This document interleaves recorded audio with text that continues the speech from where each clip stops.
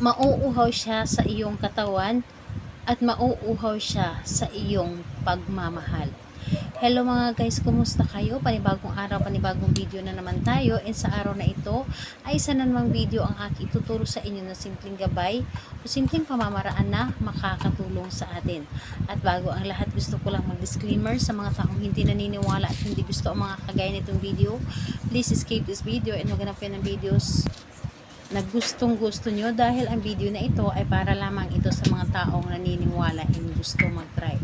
Sa lahat po ng mga nagko-comment dito sa aking video dito sa loob ng aking channel, mag-ingat sa lahat ng mga nagre-reply sa inyo na dinadala kayo sa kalang WhatsApp in Imo app upang makaiwas po tayo sa scam.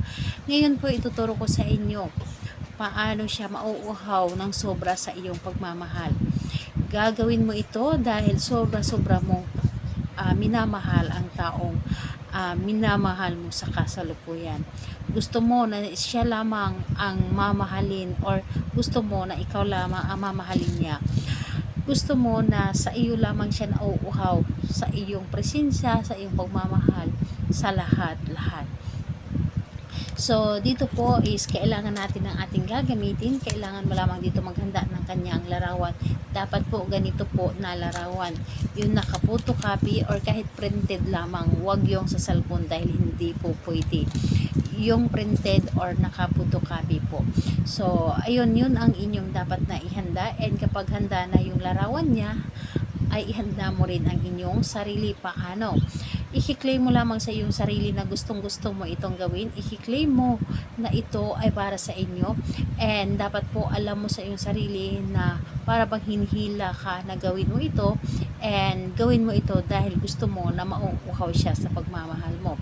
So kapag ready ka na, pwede mo na itong umpisahan. Ang gagawin mo lamang dito, kausapin mo lamang or titigan mo lamang ang kanyang larawan. Kausapin mo lamang ang kanyang larawan. Halimbawa na lamang, pangalan niya, apelyido.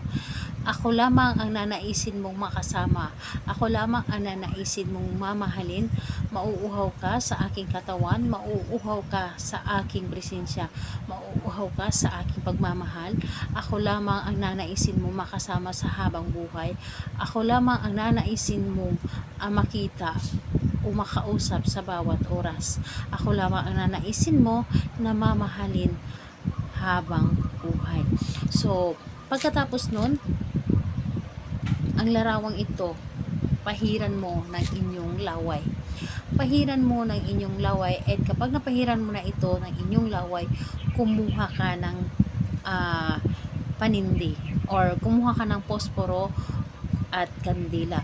So, ang gagawin mo, sindihan mo ang kandila. And kapag umapoy na ang kandila, sunugin mo ang larawang ito, and dapat po meron pa kayong ekstrang larawan niya. Sunugin mo ang larawang ito at ang abo niya, habang sinusunog mo ito, isasalog mo ito sa isang papel, ang abo niya. Habang sinusunog mo ito, sasabihin mo ang inyong mga nais, kung ano man yung ninanais mo na makita or ano man yung ninanais mo na mahalin kanya, yun ang nasa isip mo at sasabihin mo habang sinusunog mo ito.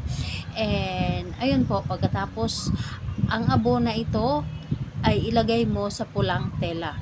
Ilagay mo ito sa pulang tela at ito ay ilagay sa ilalim ng inyong higaan or sa loob ng inyong punda ng inyong unan. Hihigaan nyo lamang ito at siya po ay sobrang mauuhaw sa iyong pagmamahal.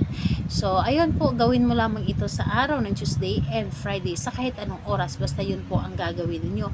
Buo dapat ang loob, tiwala sa paggawa nito, naniniwala ka dapat. So, wag mong hayaan na magdududa ka at magiging negative ang isip mo kapag ito ay inyong ginawa. So, ayun po, salamat po sa inyo. Bye bye everyone. God bless us all.